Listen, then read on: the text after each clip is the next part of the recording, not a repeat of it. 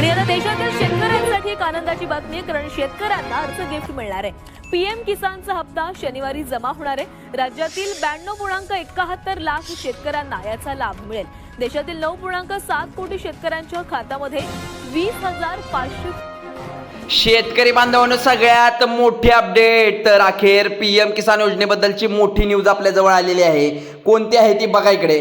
PM किसान 21वा instalment शेतकऱ्यांसाठी मोठी बातमी। या आठवड्यातच खात्यात 2,000 रुपये येणार का अशी प्रश्नचिन्हासह क्वेश्चन आले आहे बघा इकडे।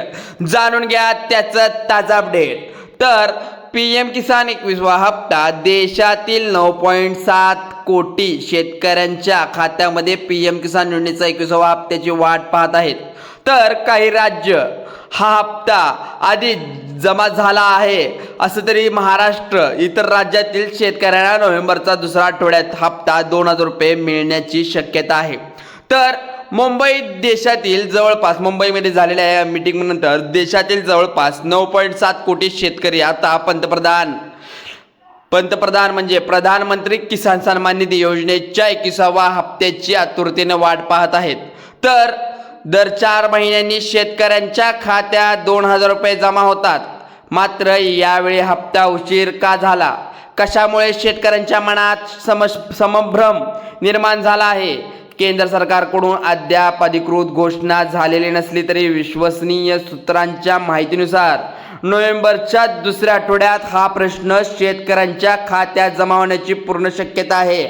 बघा इथे चित्रासहित आपल्याला दिसत आहे, पीएम किसान योजनेअंतर्गत काही राज्यातील शेतकऱ्यांना आधीच 21वा हप्ता मिळण्याचं समोर आलं आहे।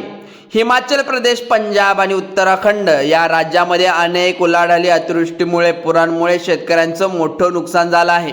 त्यामुळे शेतकरी सरकारने सांगितलंय की राज्यातील लाभार्थ्यांना प्राधान्य 2,000 रुपयाचा हप्ता वितरित केला जाणार आहे। तसेच जम्मू काश्मीर असू दे, शेतकऱ्यांना 7 ऑक्टोबर रोजी हा हप्ता जमा झाला आहे। मात्र महाराष्ट्र, गुजरात, मध्य प्रदेश, बिहार इतर राज्यातील शेतकऱ्यांना खात्यात अजूनही रक्कम जमा झाली नाही।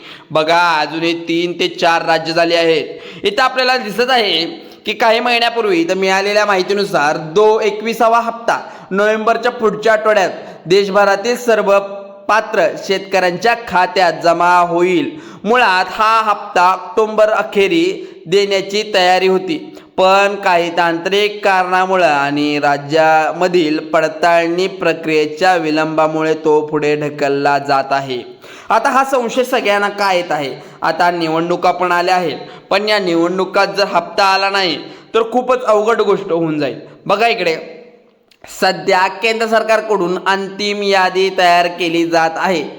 मंजुरी मिळाल्यानंतर निधी थेट DBT direct benefit of transfer या पद्धतीने शेतकऱ्याच्या खात्यात जमा होईल।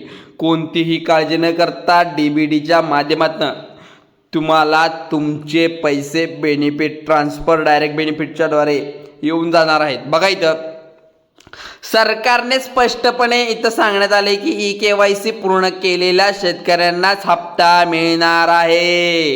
ई-केवायसी तात्काळ करून घ्यायचे शेतकरी बांधवांनो। मी 10 नाही 100 वेळा सांगितलं असेल माझ्या व्हिडिओच्या माध्यमातून। लवकरात लवकर तुमचे कुठलेही कागदपत्र असू देत, कागदपत्र किंवा कुठलेही डॉक्युमेंट असू देत, लवकरात लवकर तुम्ही प्रक्रिया पूर्ण करून घ्यायची आहे। बघा इकडे आता ज्या अद्याप ही प्रक्रिया पूर्ण केली नाही त्यांना रक्कम थांबू शकते, त्यांची रक्कम। बघा इकडे शेतकरी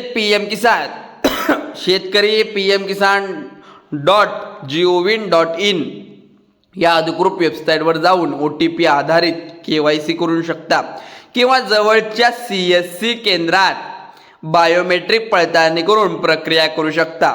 तर हे मोबाईलवर होऊ शकतं। तुम्हाला ती प्रक्रिया मी सोप्या पद्धतीने समजावून सांगेन। 21वा हप्ता खालील शेतकऱ्यांचं मिळणार आहे।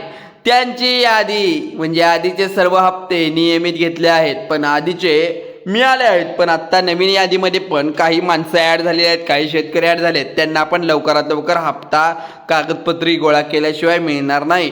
तर बघा इकडे ज्यांची जमीन व लाभार्थी माहिती पोर्टलवर योग्यरित्या